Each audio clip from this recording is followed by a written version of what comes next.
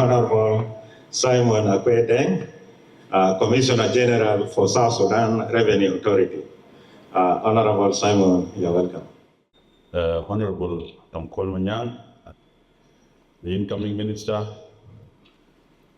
Trade and Industry, our outgoing Minister, Ambassador Joseph Mumajak, our national ministers who have come here, Minister of Investment, Dr. Yomatok, Minister of Culture, Nadia Ro, our Undersecretary, Honorable Minister, Chairpersons of Specialized Committee, Engineer, and other dignitaries, MPs who are here, Undersecretary of Energy, I can see him there, my sister Nyokan, and our great former minister, Honorable Salvatore Garemupeti. Good to see you. Yeah, and good to see you in this forum. I'll be very brief. First, congratulations, Honorable Atong. All the speakers that have spoken here have said very good things about you. And that is what you represent. And as a member, former member of the private sector, I believed this ministry has had so many leaders, very important leaders, of which the last minister, Ambassador Joseph, has also done his best to this level. And we believe you will continue from where he left to make this ministry a great place to be. This ministry is very close to our people. Minister of Trade and Industry is actually the closest ministry to the people of South Sudan, because they take care of so many things that goes into our stomach. They take care of prices, they take care of imports, they take care of exports, and they take care of so many things that actually relate to our living in our houses. So we have come here to support this ministry and to say that we continue to do our best to the people of South Sudan. I will only say two things.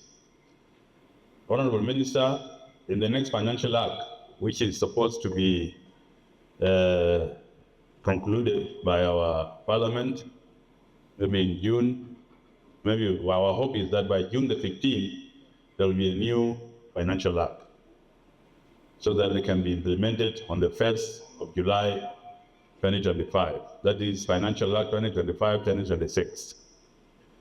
I propose that in the next financial act, exports should be given a waiver.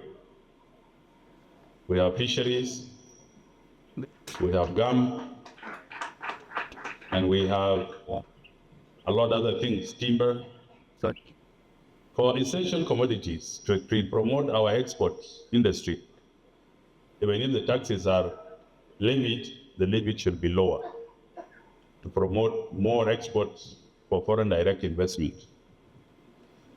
What we wish to see also is that those who export should also bring back the proceeds into the country. They should not bank it in Uganda, they should not bank it in Kenya.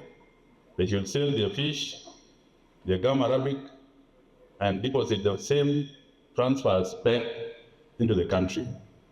That is number one. Number two is about our industries.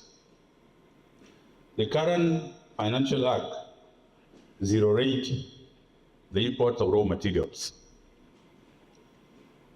And we are trying to implement this provision so that we make our raw material cheaper, so that our industries can produce at an affordable cost.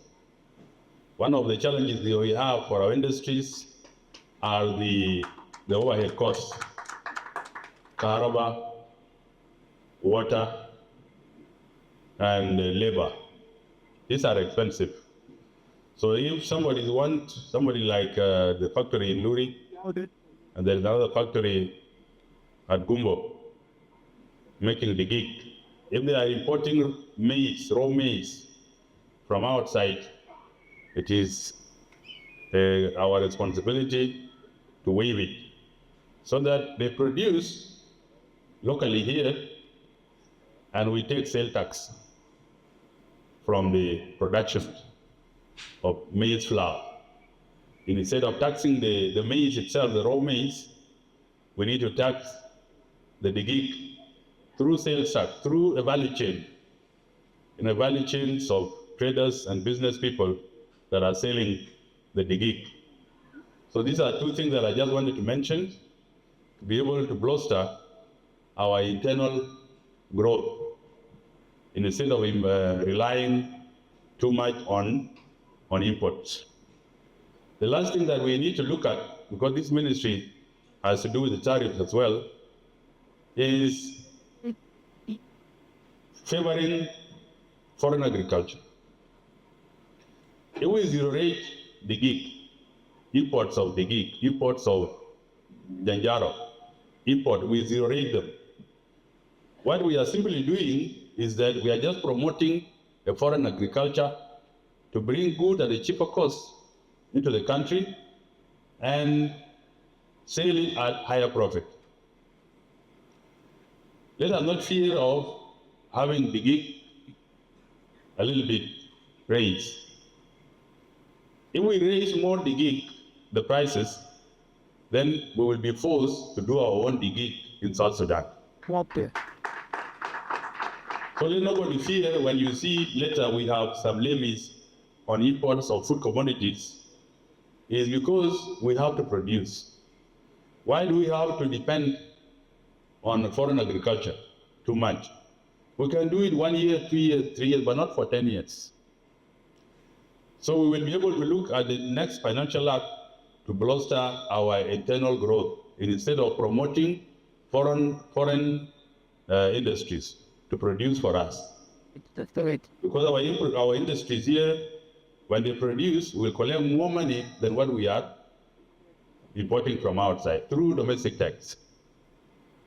So, Honorable Minister, I believe Ambassador Moon will be your advisor in the next few months on the projects that he has left hanging, and also on the challenges the ministry faces.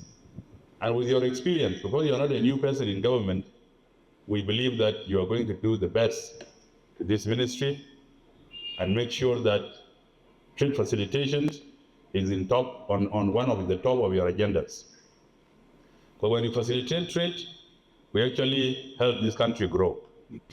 I won't take a lot of more time because I have a lot of senior ministers here, but I don't want to leave this place without recognizing my brother, Joko Machomayen.